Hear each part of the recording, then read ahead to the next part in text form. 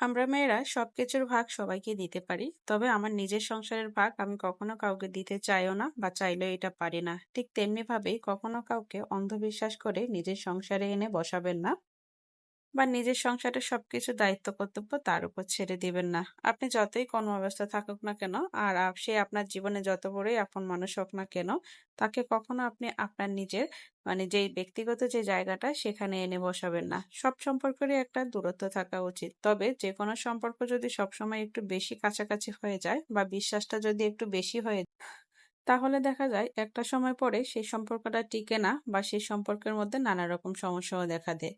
আপনার সাথে কারো সম্পর্ক ভালো থাকতেই পারে, তার মানে এই না যে আপনি তাকে আপনার ঘর সংসারে এনে আপনার সংসারের সবকিছু সব দায়িত্বটা তার উপর দিয়ে ছেড়ে দিয়ে বসে থাকবেন। তাহলে দেখবেন একটা সময় পরে আপনাকেই পস্তাতে হবে। আর এই জিনিসটা আমাদের বর্তমান সমাজে সবচাইতে বেশি হয়ে আছে যে আমরা একজনকে বিশ্বাস করে আমার সংসারে এনে জায়গা দেই, তারপরে দেখা যায় আমার নিজের সংসারটাই আর থাকে না। তো যাই হোক, এটা যে সব সময় করবেন যে নিজের আপনজনকে যতই ভালোবাসুন না কেন, যতই কাছের মনে করেন না কেন, নিজের জায়গাটা সবসময় নিজেকে শক্ত করে ধরে রাখা লাগবে। আজকে আমি আপনাদের সাথে এখানে নিয়ে আসলাম ব্রয়লার মুরগি রান্নার সহজ একটা পদ্ধতি। কয়েকদিন থেকে বাচ্চারা বলতেছিল তাদেরকে এভাবে করে মাংসটা রান্না করে দেওয়া। তো আজকে আমি এখানে রান্না করার জন্য 5টা লেগ পিস নিয়ে নিয়েছিলাম। সবসময় তো দেখা যায় বুকের মাংস বা অন্যান্য অংশগুলো রান্না করা হয়, তো এবার বাজার থেকে শুধু লেগ পিসটা আনছিল ওদেরকে ভেজে দেওয়ার জন্য। তো ভাবলাম যে সবগুলো ভাজলে হয়তো বা ওরা খাবে না, তো আজকে একটু এভাবে করে রান্না করে দিই। প্রথমে মাংসের মধ্যে আমি লবণ, হলুদ আর মরিচ গুঁড়া মেখে কিছু সময় রেখে দিলাম, সাথে একটু লেবুর রস দিয়ে। তারপর চুলায় তেল গরম করে আমি প্রথমে মাংসগুলোকে একটু সময় নিয়ে দুটা পাশ হালকা করে ভেজে নিলাম। মাংসটা ভাজা হয়ে গেলে ওই তেলেই আমি কয়েকটা আলু কেটে নিলাম, লবণ হলুদ মেখে আলুগুলোকে ভেজে নিলাম, সাথে একটা ডিমও দিয়ে দিলাম। যেহেতু বাসায় একজন আছে যে যেদিন মাংসটা রান্না করা হয় সেদিন দেখা যায় যে এটা খেতে চায় না, এই জন্য এক রান্নার মধ্যে আমি ডিমটাও দিয়ে দিলাম, যাতে করে মাংস না খেলেও যেন ডিমটা দিয়ে সে রাত্রের খাবারটা খেতে পারে। তারপর ওই আলু আর ডিমটাকে তুলে নিয়ে এখন বেশ খানিকটা পেঁয়াজ আমি এখানে ভেজে নিব। তার আগে এখানে কয়েকটা জিরা আর আমি ফোড়ন দিয়ে নিলাম। তো বেশ খানিকটা জিরা আর যখন পেঁয়াজটা ভাজা হয়ে যাবে তখন আমি এখান থেকে সামান্য একটু পেঁয়াজ আর জিরাটা তুলে রাখবো, পরে এটাকে আমি বেটে মাংসের মধ্যে দিয়ে দিব। তারপরে এখানে এক এক করে আমি এখন দিয়ে দিচ্ছি রসুন বাটা, আর এখানে দিলাম একসাথে শুকনো মরিচ আর বাদাম বাটা, সাথে কাঁচা মরিচ, জিরা বাটা আর আদা বাটা। সব বাটনা মশলাগুলো দিয়ে ভালো মতো একটু কিছু সময় নেড়ে চেড়ে আমি এটাকে ভেজে নিব। তবে এই অবস্থায় এসে এখানে একটু জল দেওয়া লাগবে, কারণ না হলে দেখা যাবে যে মশলাটা পুড়ে যাবে আর এটা ছিটও দেখা যায় যে সবকিছু নষ্ট হয়ে যাবে। তো একটু জল দেওয়ার পরে তারপর আমি এক এক করে এখানে যেহেতু গুঁড়া মশলা লাগবে সেগুলোকে দিয়ে দিচ্ছি। তো আমি যেহেতু আগে 2বার লবণ দিলাম তার জন্য এখানে লবণ পরিমাণটা একটু কমে দিলাম। তারপর মরিচের গুঁড়া, হলুদের গুঁড়া আর একটু জল দিয়ে আবারও ভালো মতো মশলাটাকে একটু ঢাকনা দিয়ে ঢেকে সময় করে কষিয়ে নিব। এভাবে আমি মাংসটা যেদিন বাসায় রান্না করি বাদাম বাটা আর সব মশলা বাটা দিয়ে, সেদিন আমার বাচ্চাদের কাছে অনেক বেশি পছন্দ হয়। তারা মাঝে মাঝে এভাবে মাংস রান্না করার জন্য আমার কাছে বায়না ধরে।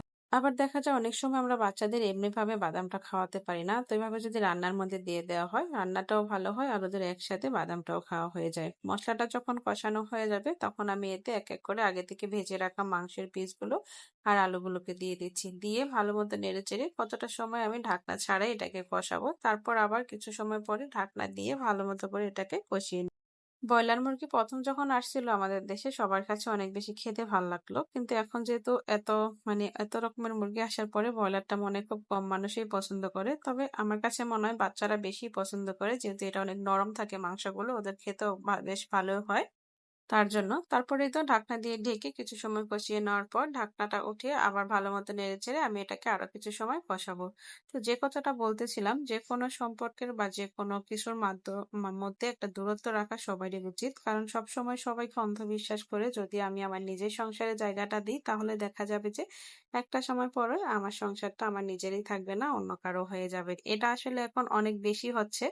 এর থেকে আমরা সবাই অনেকে হয়তো শিক্ষা নিতে পারতেছি, আবার অনেকে হয়তোবা বুঝতেছি না। তো যাই হোক, যার যার ক্ষেত্রে তার তার একটু সাবধানতা তো ঠিকই অবলম্বন করা লাগবে। মাংসগুলো যখন ভালো মতো কষানো হয়ে গেছে এখন আমি এতে ঝোলের জন্য একটু জল দিয়ে দিই।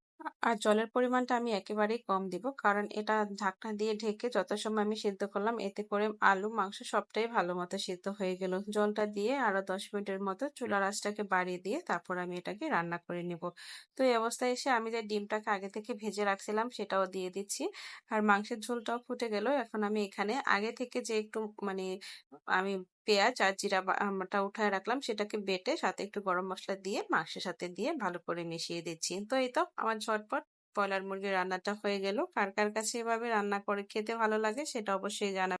আর যাদের বাসায় ছোট বাচ্চা আছে তারা একসাথে করে এভাবে বাদাম বাটা থেকে শুরু করে সব মসলা বাটা দিয়ে মাংসটা রান্না করে দিলে ওদের কাছেও বেশ ভালো লাগবে। তো এই তো গরম ভাতের সাথে রাত্রেবেলা আমি এই গরম গরম মাংসটা নিয়ে নিচ্ছি। তো আজকের মতো আমরা এখানেই বিদায় নেব। দেখা হবে অন্য কোনো দিন নতুন কোনো রান্নার ভিডিও নিয়ে। ততক্ষণ পর্যন্ত সবাই ভালো থাকবেন। হ্যাঁ, অবশ্যই নিজের জায়গাটাকে নিজে শক্ত করে ধরে রাখতে শিখতে হবে। তাহলেই দেখবেন আপনি সবাইকে নিয়ে ভালো থাকতে পারবেন। ধন্যবাদ সবাই।